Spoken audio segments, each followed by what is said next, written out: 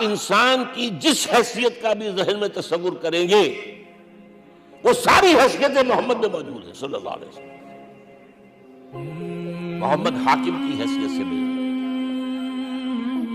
محمد سب سالار کی حیثیت سے بھی ہے، محمد قاضی القضات بھی ہے، محمد ہیڈ آف دی اسٹیٹ بھی ہے،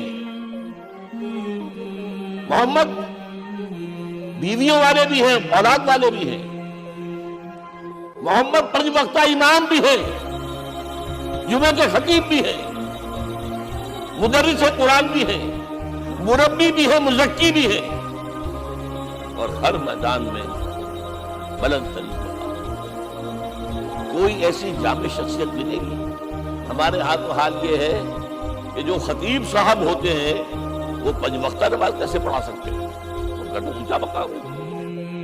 5 وقتہ نماز کے لیے تو علیحدہ چاہیے امام آپ کو، اور وہاں بھی ایک امام سینئر ہوگا، وہ عشاء مغرب اور فجر پڑھائے گا، ایک جونیئر ہوگا بیچارہ، وہ جو خاموش نماز ہے وہ پڑھائے گا۔